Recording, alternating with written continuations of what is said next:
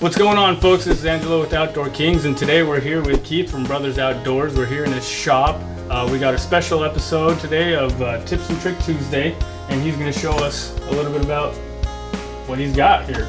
Alright guys, what's up? This is Keith from Brothers Outdoors. Today we're going to be talking a little bit about alligator hunting in the state of Florida. Now, one of the most important and basic things that you're going to be needing for alligator hunting is your rod. The main means of harvest in the state of Florida for alligator is by casting, snatching them with a big snatch hook, reeling them in, and then finishing them that way. So you're going to need a pretty heavy duty setup in order to tackle some of these big gators. Get up to 12, 13 foot long. You can see them on public waters. Right here, this is a Penn 9500 saltwater series.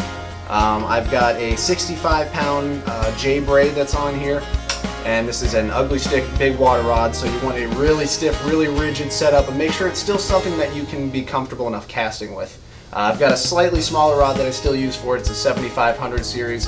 Has a little bit more flex in it, and get a little bit more distance and accuracy out of it, so you really got to find a setup that's going to work. Good balance of strength and casting ability. That's awesome.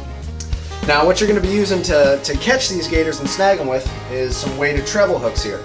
I've got a variety of sizes from 8/0 all the way on up to 24/0. Now, the ones that you're going to be casting on the rod to get the gator initially are going to be these smaller sizes. You get better distance and accuracy with the little ones.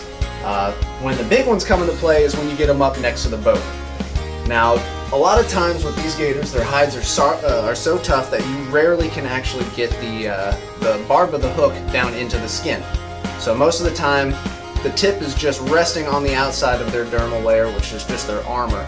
And if you put a little bit of slack in there, they can easily come off, or if they go into one of their death rolls, they can break the lines. So just that braid is not enough to get them in. So when you get them closer, that's when we'll use our slightly larger weighted treble hook. Some guys prefer them all the way up, and that way you can get them on a much heavier duty line. We got 50 foot of braided nylon rope, rated at 500 pounds, I want to say. So it's going to be plenty enough, a little stronger than what my hands can pull back. Now, depending on the conditions that you're in, the water that you're in, is going to determine what kind of weighted hook that you want to use. We've got some size that are all the way up to 24/0, like this monster here, but this one's unweighted because of the size of it. It's still got some good weight to it. It'll sink at a moderate speed. If you want something to sink a little bit faster, we've got the weighted quad hook here. That thing, big old chunk of lead on it, gets you down to the bottom really quick. Now, a cool little tip and trick that I picked up over the years that really helps you out at nighttime, because that's primarily when you're going to be getting these alligators, is after dark. Glow sticks. We sell these little packs of 2-inch glow sticks at the shop. Now, you'll take these up, open it up on your casting rods, and zip tie it directly to the shaft of your hook. That way you have a visual reference when you go to cast of where it landed, how far off you are from your cast, and what kind of trajectory you're looking at when you initially throw it. Really makes life a lot easier, and it's also great for filming too. That's one of those tricks of the trades, huh? Right? Yeah. It'd be great if they had that in the handbook from FWC. Now, you're not going to do all of your alligator hunting at night. Some of it is going to happen during the daytime. Don't worry about that. We'll get that later. So you're going to want to really invest in a good set of binoculars. These are an invaluable tool for the daytime hunter. You can scout a couple 100 yards away to be able to see a big gator coming across the water, and easily be able to judge the size just by the distance between the nose and the eyeballs. So, really good tool. Make sure you guys don't cheap out and invest in a good set of optics. See how good that thing's working? Yeah. Alright, now, once you get this gator to the boat, and you've got your big snatch hook in them, it's always good to get an extra line in them, so we've got our harpoon right here. This is the bang stick that I personally use. One side is threaded with the bang stick. We sell these same ones in the shop, but I've got the other side is threaded with the 5/8 driver for our harpoons. Now, what we'll do is we'll take these braided cables with the harpoon, goes right on top of it like that, stick the alligator, and he's not going anywhere. Now, another little trick that goes a long way in making your life easy is making sure you have electrical tape on your boat for gator hunting. Yeah. Not only is it good for after you dispatch the gator to be safe, wrap his snout up, you never know, these animals can still have post-mortem reflexes and still can do some damage. But this electrical tape is a huge thing with your harpoons. Take a single band of that electrical tape, and right at the base of where your harpoon shaft goes into the tip, run that electrical tape around the bottom. That way it'll secure the tip on there enough to where you can manipulate it, it's not going to fall off. But when you stick it in the gator, when you pull back on the harpoon itself, the harpoon's going to stay inside of the gator and the shaft's going to come back out at you. Now once you stick with that harpoon, you definitely want to make sure you got something on the other end of it. So I generally tend to use a boat bumper, another 50 foot of that nylon rope, and then here we've got our driver with a little leftover electrical tape from last season. Worked out pretty well for us then. Now on the other end of the business here is the bang stick. Like I said, we've got these in stock. This one's the 44 mag. We also carry the 357 in stock. Right here is your external safety, a little push pin right here. Simply just slides into the side, and that keeps the firing pin away from the primer on the round. Now the way that these work, these are completely legal to use in the state of Florida. The only way to actually dispatch them, you cannot use a pistol, you can't use a rifle, anything like that on public waters. You have to dispatch the gator with the bang stick. This is not considered a firearm by ATF, so you can go on our website, order these and have them delivered straight to your house. No FFL transfer, no extra money coming out of your pocket. It's just a tool and you get it whenever you need it. Now the way it works here, this is your barrel, this is your chamber, this is everything, and your firing pin sits at the bottom. So you take your 44 mag, load it down in there, set it on top of there, and it is loaded with safety on. Whenever it's time to dispatch the gator, pull that pin, knock them on top of the head with it, and that's going to be it, lights out. You don't really have to hit them too hard.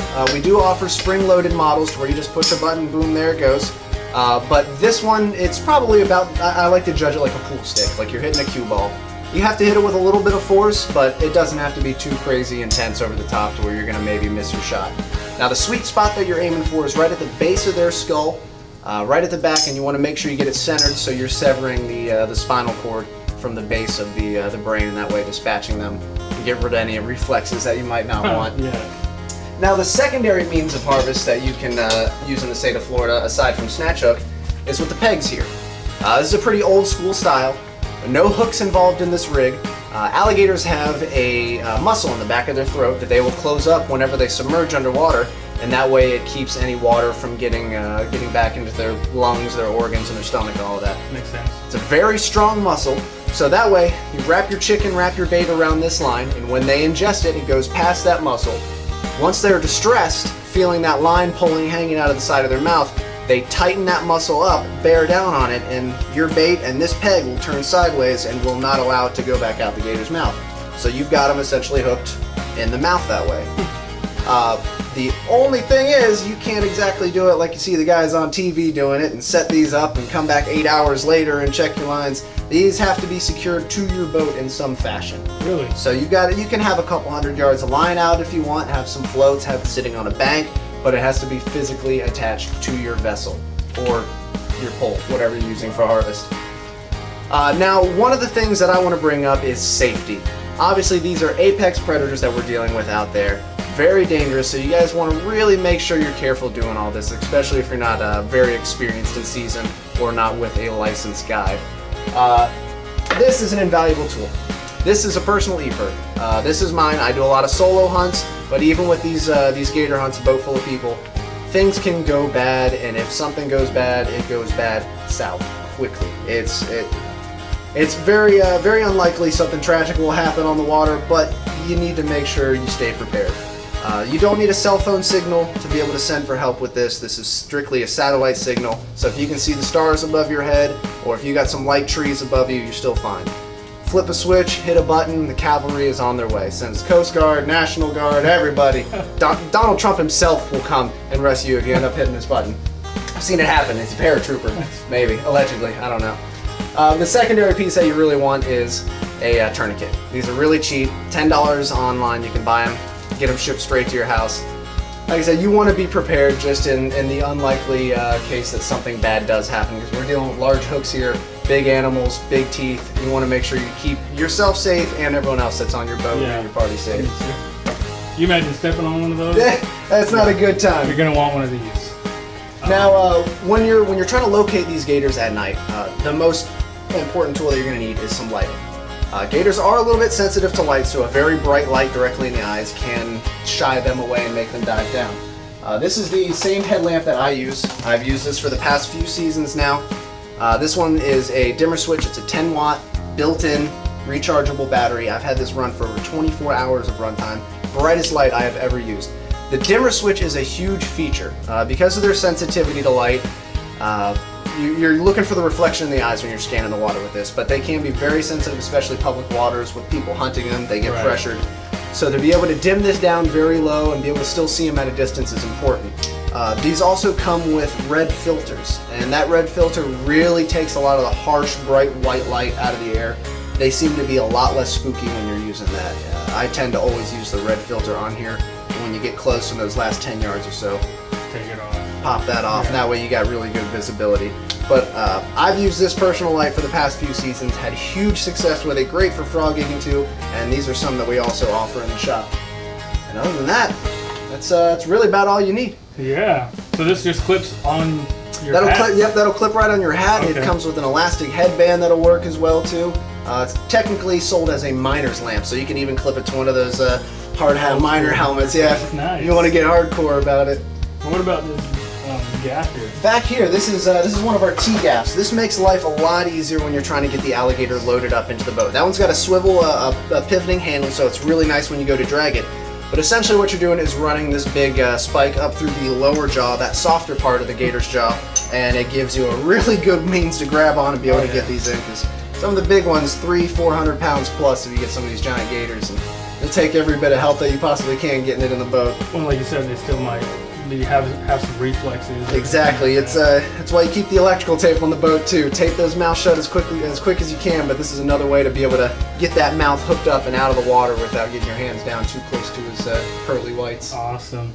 Well, guys, that's it for today's episode, and you guys can get all this off of his website, which is what? BrothersOutdoorsFL.com. If you don't see it on the site, come into the shop, give us a call, check it out. It's a great shop. There's fishing, alligator hunting, all kinds of stuff here. So if you're in the Sarasota area, definitely come over here and give this shop